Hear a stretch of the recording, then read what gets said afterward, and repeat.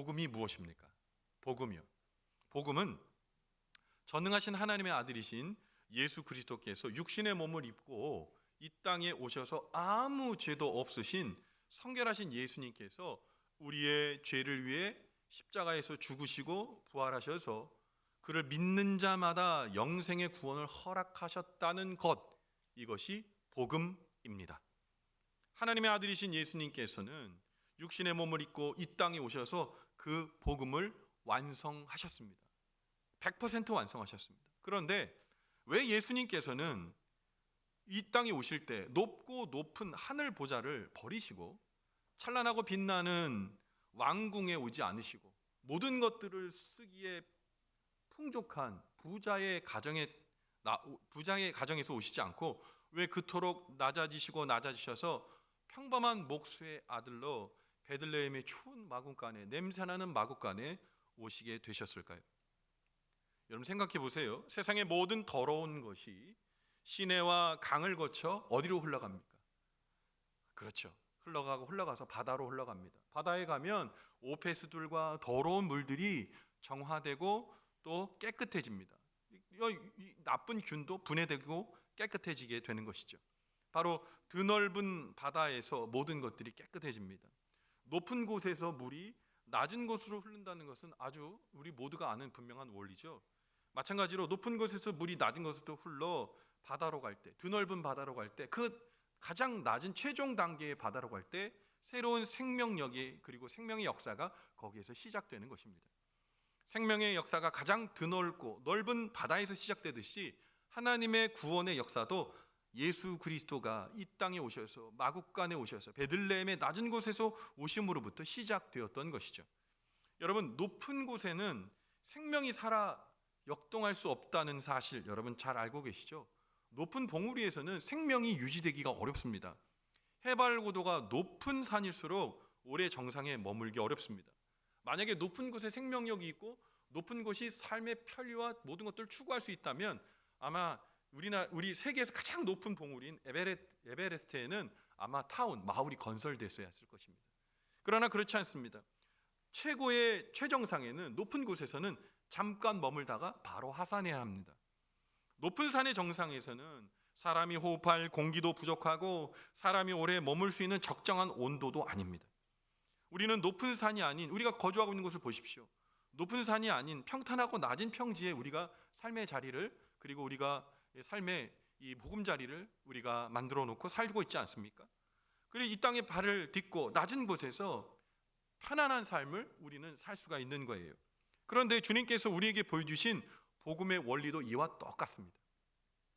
복음은 높은 곳이 아닌 낮은 곳에서부터 시작되고 그곳으로부터 구원은 차근차근 시작되었던 것입니다. 주님께서는 우리의 구원을 위해 우리가 접근하기조차 어려운 높은 보좌에 올라오라고 말씀하신 것이 아니라 스스로 높은 보좌를 버리고 낮고 낮은 이 땅에 그야말로 투신하는 겁니다. 마치 번지 점프를 할 때 생명의 구원의 줄을 달지 않고 뛰어내리는 것처럼 어찌 보면 무모하고 어찌 보면 어떻게 걸어갈 수 있는가라는 사랑으로 우리에게 달려오신 겁니다. 그래서 주님께서는 낮은 곳에 오셨고 또 우리에게도 낮은 곳에 계시라고 말씀하고 계세요. 낮은 곳에, 높은 곳이 아니라 낮은 곳에서 우리가 하나님의 은혜를 경험할 수 있는 겁니다. 우리도 그 사랑을 낮은 곳으로 흘려보내야 되는 것이거든요. 그래서 예수님께서는 이 낮은 곳으로 복음이 임함을 마태복음 23장 11장을 통해 낮은 곳에서 있는 자에게 손들어 주시는 하나님이심을 오늘 다음과 같이 마태복음 23장 12절 이렇게 얘기합니다. 누구든지 자기를 높이는 자는 낮아지고 누구든지 자기를 낮추는 자는 높아지리라. 주님께서 실로 그렇게 사셨고 복음이 그렇게 시작됐고 그 복음이 우리에게 임한다면 우리도 낮은 곳으로 향할 수 있는 마음의 결정이 필요한 것입니다. 높아져야만 살아남을 수 있다고 생각했던 사람들이 있습니다. 예수님 사역하실 당시에 이스라엘의 많은 유대 바리새인들과 서기관들은 이스라엘 백성들에게 그렇게 높아지려고 했습니다. 많은 사람들도 스스로 높아지려고 했습니다. 그런데 예수님께서 오셔서 이 말씀을 하시니까 이해할 수가 없는 거예요. 왜 낮아지라고 하지? 이 말씀은 참으로 알쏭달쏭하여 이해할 수 없는 말씀입니다. 세상은 한없이 높아지라고 말합니다. 높아야 대우받고 행복을 거머쥘 수 있다라고 말합니다. 그러나 예수님께서는 이 대림절을 통해 말씀하십니다. 내가 복음으로 낮게 너희와 함께 하였으니 너희도 낮은 곳을 향하여 시선을 바라보고 그 복음의 삶을 살아라. 주님께서 말씀하십니다. 복음이셨던 예수님은 낮아지셨습니다. 우리에게 낮아짐으로 인해 우리를 완전한 영벌의 자리에서 완전한 생명의 구원의 자리로 우리를 이끄셔 살게 하셨던 겁니다. 오늘 본문의 말씀을 적어 내려간 사도 바울은 예수님의 복음에 대해서, 복음은 전능하신 하나님의 아들이신 예수님의 낮아짐의 사건이라고 분명히 말하고 있습니다. 오늘 본문의 말씀을 통해 사도 바울이 구주이신 예수 그리스도께서 왜 그토록 낮아지셔서 우리에게 오셨는지 말씀하시는 생생한 이 증언을 들으십시오. 그리고 그 증언을 듣고 마음의 품음으로 말미암아 하나님이 나를 이렇게 사랑하셨구나, 그 사랑이 깊이 깨달아지고 아기로우신 예수님을 향한 감격과 기쁨이 새로워짐으로 인해 대림절 이 마지막 주간을 보내면서 성탄의 은혜로 오실 구주를 기쁨으로 맞이하게 되는 이 기쁨의, 또한 기다림의 대림절 절기가 되기를 주님의 이름으로 간절히 축원을 드립니다. 이런 먼저 예수님께서는요, 우리에게 완전한 구원을 선사하기 위해서 낮고 또 낮아지셨습니다. 여러분, 헬라어 단어인데요, 팍스 로마나라는 말이 있습니다. 팍스 로마나는 라틴어 단어인데요, 팍스 로마나는, 여기에서 팍스는 평화라는 뜻이고 로마나는 로마라는 말입니다. 그래서 합성해 보면 로마에 의한 평화라고 해석할 수가 있는데요, 이 팍스 로마나는 로마 제국에 의한 평화를 의미합니다. 이 말은 뭐냐? 로마의 압도적인 무력으로 장기간의 평화를 이룩한다는 것이 팍스 로마나입니다. 그래서 한때는 미국의 완벽한 무력, 핵무력을 통해 세상이 평화를 이룬다, 그래서 팍스 아메리카나라고 얘기한 적도 있고요, 여러 가지 이 강력한 무력을 가진 이 초국가적인 나라가 무력을 갖고 통치할 때 이 평화가 온다라고 생각하는 의미로 사용되었던 말이 팍스 로마나입니다. 그런데 보세요, 지금 이 팍스 로마나가 마치 실전처럼 이용되는 곳이 있습니다. 우크라이나입니다. 여러분, 지금 펼쳐지고 있는 우크라이나 전쟁을 한편 살펴보세요. 푸틴이 무슨 얘기를 했죠?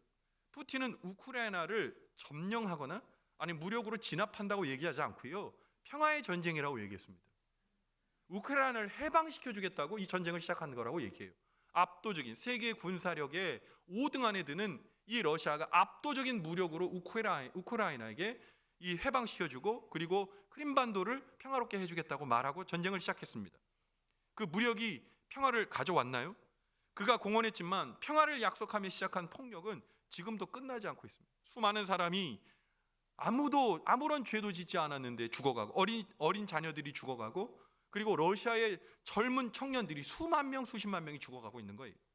죽음과 파멸의 땅이 되었습니다. 무력을 통한 평화는 환상일 뿐이고 거짓 평화입니다. 그런데 예수님 당시에도 이 팍스 로마나가 무력을 통한 평화, 그 평화가 최고의 평화라고 이야기해졌던 때입니다. 예수님 사역하실 당시에 로마는 군사적 충돌이 아주 없었던 것은 아닙니다. 그러나 역사상 유례없는 태평성대를 계속 이어갔어요.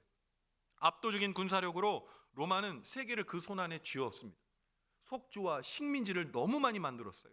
그러니까 하나의 로마의 이 체제 안에 모두가 평화를 누리는 듯 했습니다.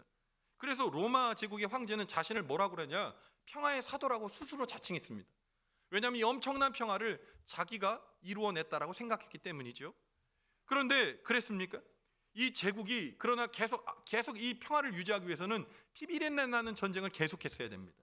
식민지의 바로를 꺾었어야 되고 새로운 식민 속주를 만들어서 평화를 계속 공고히 하려고 했습니다. 그러나 그 평화는 무엇입니까? 정복 전쟁을 통한 무자비한 약탈과 죄 없는 사람들의 죽음을 담보로 한 평화였습니다. 그들이 만들어낸 평화는 거짓 평화였습니다. 참 평화가 아니라 죽음의 평화였던 거죠. 그런데 로마뿐만 아니라 당시의 유대 사람들도 평화를 원했습니다. 그러나 그들은 로마처럼 갖고 있는 무력이 없었거든요.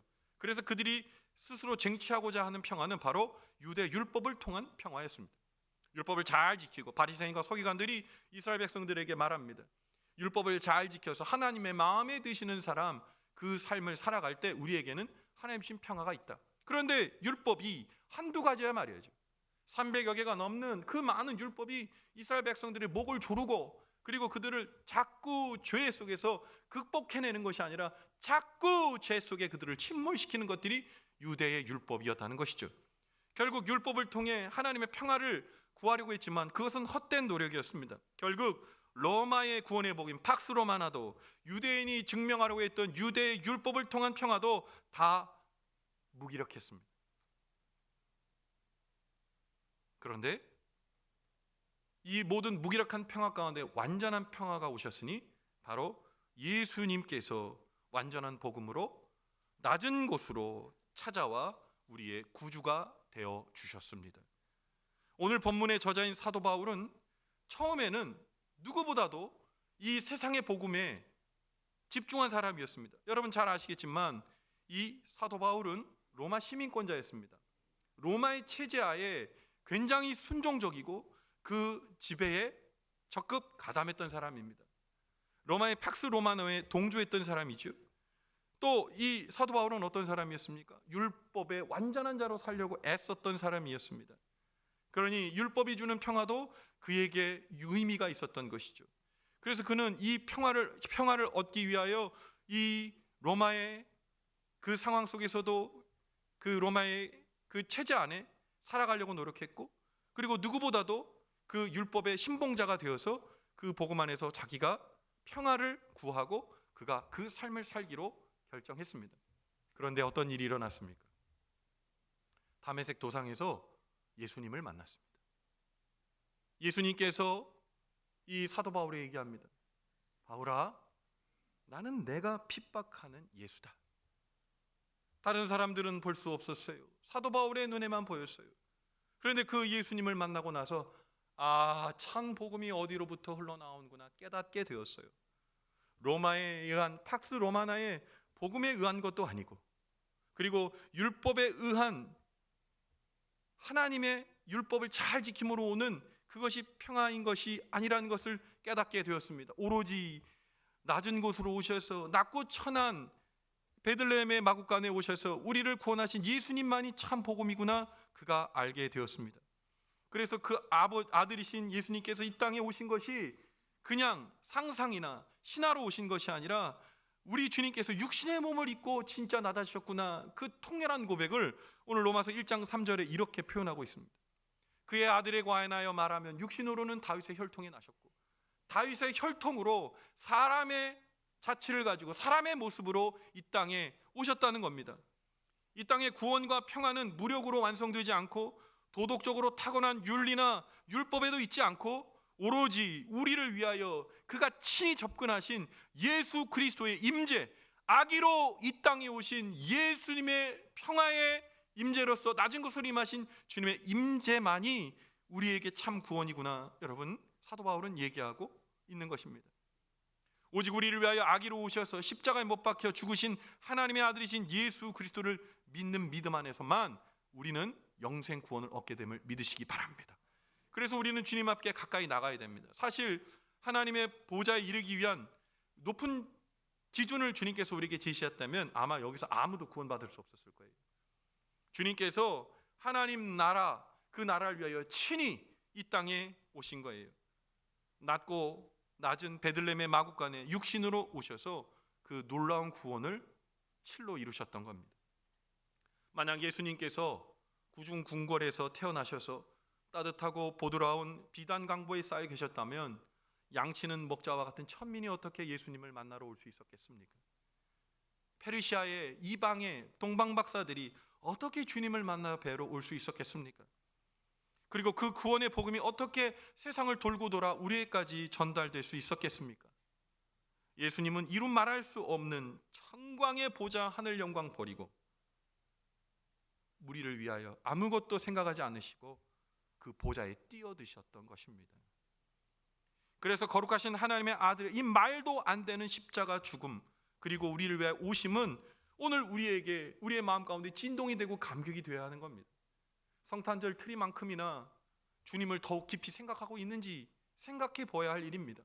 아무 생각 없이 주님의 놀라우신 이 죽음과 그리고 죽으러 오신 예수님에 대한 그 사랑을 여러분 우리가 망각하고 이 대림절 기간을 지내면 안 되는 겁니다. 우리에게 하나님의 구원을 선사하기 위하여 기꺼이 낮아지신 우리 주님의 깊은 사랑 오늘 만져졌으면 좋겠습니다. 오늘 느껴졌으면 좋겠습니다. 오늘 체험되기를 바랍니다. 사랑하는 성도 여러분, 내게 임한 복음을 귀하게 여기십시오. 나를 하나님 자녀 삼아주신 그 놀라우신 은혜를 이루기 위해 아기 예수로 오신 그 예수님을 잊지 마십시오. 오늘 우리가 주님을 한번 같이 바라봅시다. 아기 예수님을 바라봅시다. 그러므로 인해 오늘 우리가 살아가야 된 믿음의 지향점이 생기고 아기 예수로 오신 그 주님을 마음에 품고 하나님이 원하시는 기쁜 삶을 살겠습니다. 또 한번 결단할 수 있는 이 대림절 기간이 되기를 주님의 이름으로 간절히 축원을 드립니다. 여러분, 두 번째로 예수님께서는 부활을 통한 구원을 선사하시기 위해서 낮아지셨습니다.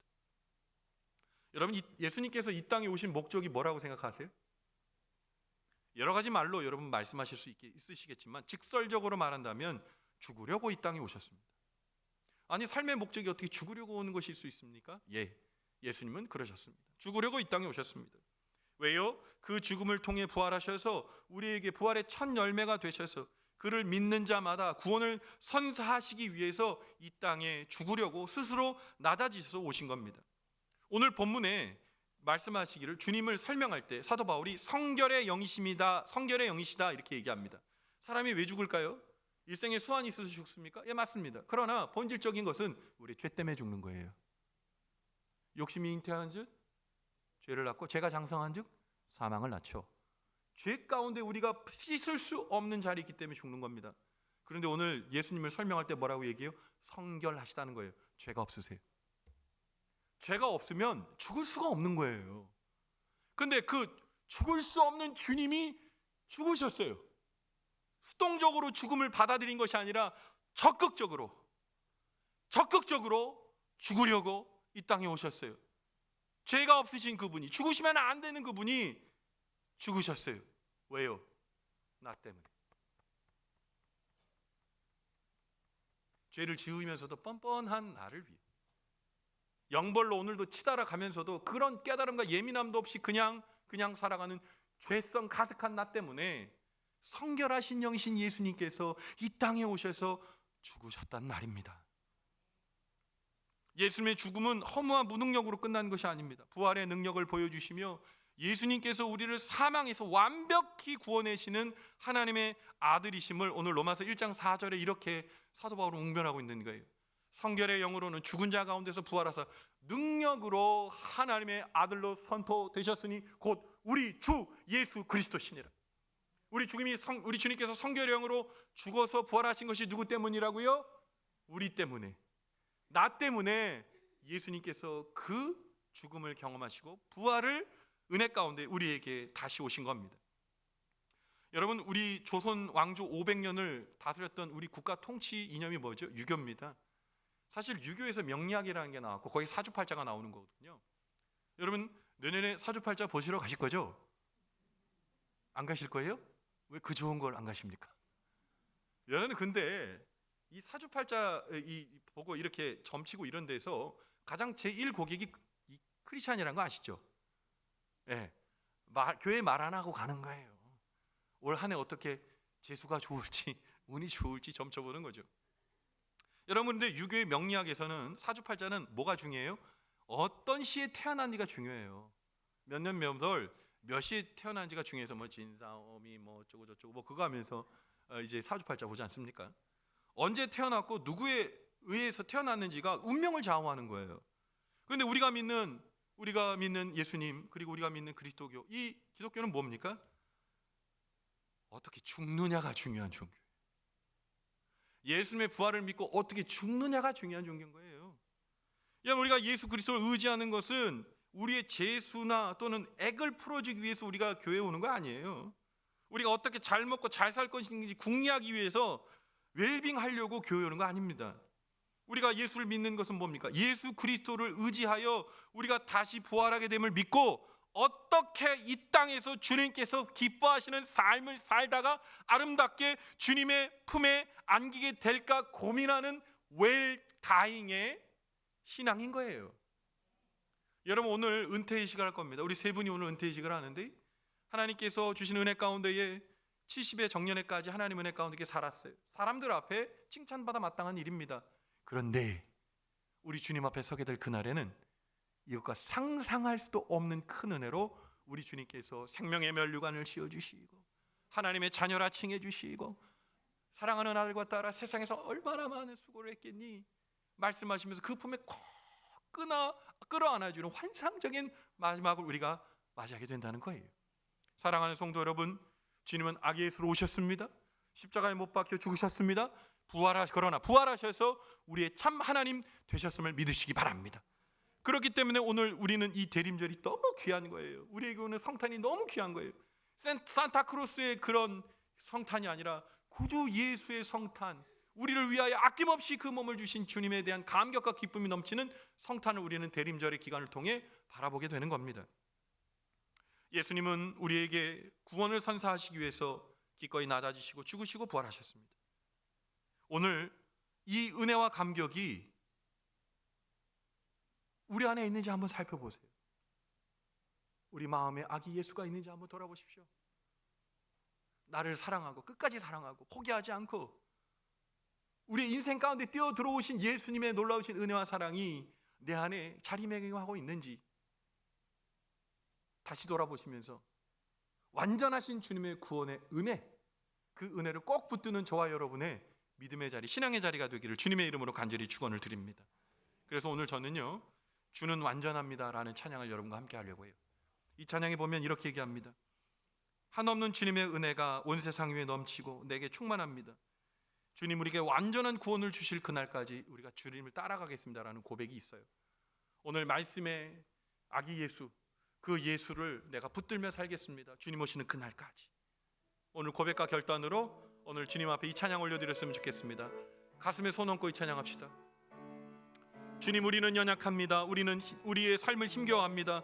그러나 주님 우리 연약함을 붙들어 주십시오. 예수님께서는 세상의 불완전한 구원을 극복하시고 우리에게 완전한 구원을 선사하시기 위해서 우리에게 뛰어드셨습니다. 예루살렘의 그 높은 곳이 아니라 베들레헴의 낮고 천한 이보다 더 낮을 수 있을까 하는 그 육축의 말밥통인 구유에 주님 오셨습니다. 우리의 구원만을 위해서 딴 거 하나도 보지 않고 우리의 구원을 위해 아기 예수로 말도 못하고 누구의 도움 없이는 살 수 없는 그 무능한 아기 예수로 이 땅에 오셔서 우리를 완벽하게 구원해 주셨던 이 사랑이 어찌 작을 수 있겠습니까? 오늘 그 사랑이 오늘 우리 마음 가운데 각인되어지고 이제 성탄의 한 주를 이제 남는 우리의 심령 가운데 주님을 찬송하면서 하나님 오시는 주님 그날까지 아름다운 그리스도인의 삶을 살겠습니다. 아기 예수님 감사합니다. 그 고백 담아 대림절 4번째 주간의 촛불을 켜는 저와 여러분의 축복의 삶이 되시기를 주님의 이름으로 간절히 축원을 드립니다. 아멘. 기도하겠습니다.